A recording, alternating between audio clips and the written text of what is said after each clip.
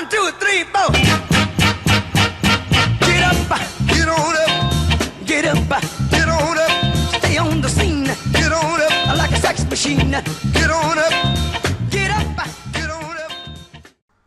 Alright guys, how's it going? Welcome back to the latest episode of the Cobblers Save. Today I'm going to be giving you a rundown of what happened at the end of the season. You'll see now that a few things have changed on this page here. We're now back at the Rico Arena. That's because the board decided to upgrade our stadium, youth facilities, training facilities, and we're also having our youth recruitment upgraded too.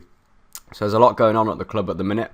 You'll also see over here that we're now continental reputation, and we're a 4-star club and we have rich finances. We've got 29 million in the bank at the minute, but that's going to go up throughout the season when we get the TV rights and stuff like that. At one point we had around, what was it? We had a good amount projected. There we go. I thought we had more than that. Maybe not. But yeah, things are going well. We're currently pre-season. I've not really done a lot of offloading a few players. Can we see it? Where do you see it? I can't remember where you see it. But yeah, we're offloading a few players that aren't very happy. So that's going to give us a bit more money to play with. At the minute, we currently have 33 million and 96,000 pounds in the wage budget. But you'll see that I can play around with it a little bit. With the players that we're getting rid of, that's going to give us about another 9 million. You see the players here that are going out. It's going to give us about another 9 million altogether once the deals have gone through.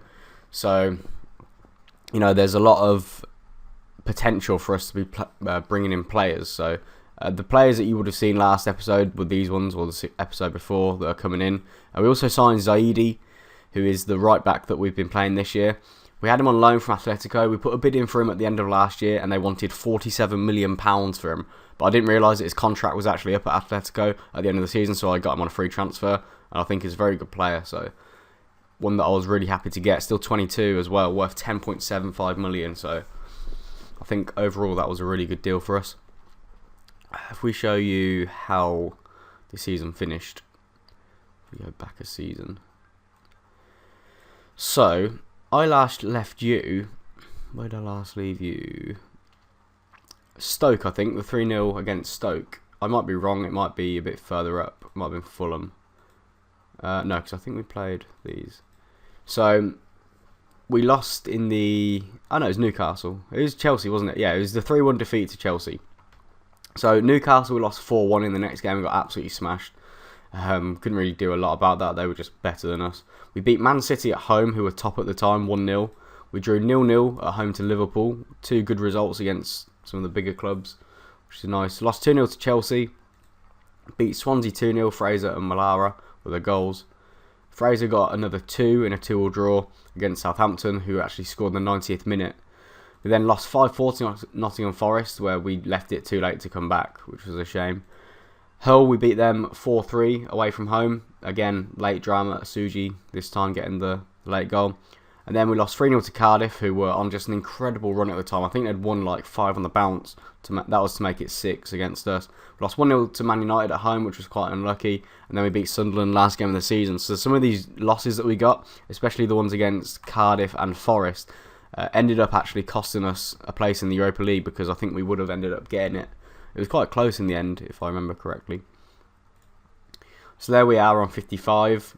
Europa League was 60. So them two losses, if we turn them into wins, we'd been playing Europa League football this year. So that's the difference between playing in Europe and not, really. But I'm not too bothered about not playing in Europe, because obviously that's going to mean that we're going to have to play a lot of games, and that's going to mean a lot of players are going to have to be used and brought in. So we're getting rid of a few players that aren't happy in the minute. I'm trying to tie a few people down to contracts that are going to be used as backup or rotation, so that they don't get unhappy so easily. But yeah, that's pretty much it so far. I've not really brought in any transfers so far. Just people going out, as I showed you. So yeah, we're going to be kicking off the season against Liverpool at home, then Reading, Stoke, Southampton are our first few games. We've got a Dunn testimonial. Was that Chris Dunn? Oh my word. Okay. I wasn't aware of this, but I'm not sure if there's anything else I need to show you, actually. Is there anything else I need to show you? I think there is. I think that's pretty much everything. If we go to board, you'll see everything here. So we had our stadium expanded last year. The youth facilities have been done, but the board wants to do them again, I think, afterwards, because they're already being done, and then they said that they were planning to do it again. So I'm not sure if they get done now and then go up again or what. But training facilities, they're being upgraded too. They should be done just in time, or just after the season kicks off, and our stadium is once again being expanded. That's only going to be an extra 7,000 seats, so we keep expanding, but it's small bits. So at one point I would like to buy a new stadium just to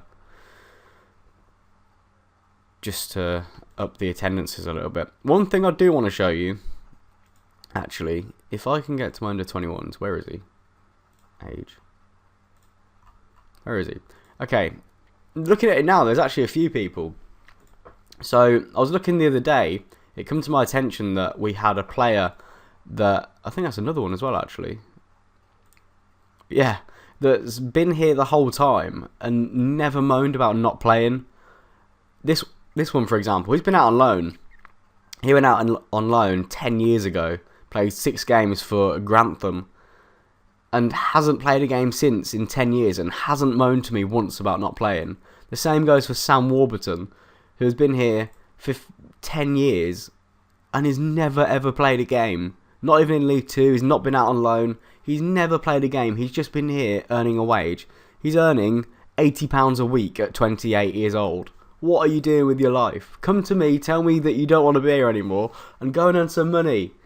What is that about? It's just, he's never said anything. I didn't know he was here. It came to my attention when he got injured, and I thought, oh, that name looks familiar. And yeah, he plays for us in real life, which is why I recognised the name. I clicked on his information, and he's not been anywhere. He's just sat in the under 21s, so yeah, we've got a few unhappy players. I'd like to keep Wellington. I want to try and make him happy because I think he can be a good player for us. Where is Nabe? Nabe's just signed a new deal with us, so he's going to be here for another few years. He's worth 12.5 million now.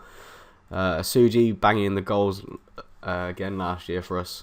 He's quite good. Bassett again, just an absolute brute up front. Still improving too. 23, which is quite scary. Robbie Fraser is probably the most what would be the word? The most underrated player last year, I would say. Scored 12 in 19 for 325 grand. I think that's pretty decent. So he's probably going to have more of a say in next year's team. But we've got a lot of players unhappy, a few players that are wanted. So, and we've just got the new boys come in. We've got Tader that's just come in now, 20 years of age. He just looks an absolute beast already. Already worth nearly 11 million. Who else have we got come in? Georgie F, who's the winger. So that'll probably mean that a few players that can play in his position will be on their way out. Leroy, another young lad coming in, 23 years of age. Centre midfielder. Was there one more? Cantor. That was it. The centre back. He looks like he could be very good. Worth £12 million already. I think that could be the end for Swinderski because he's quite unhappy at the minute. So he's going to be on his way and we're going to replace him with Cantor. So quite happy with the balance at the minute. There are a few unhappy players, but nothing that I can't handle. It's been like this the whole save, to be fair. So yeah, I think that's going to pretty much wrap it up for this episode. If you did enjoy, feel free to hit the like button.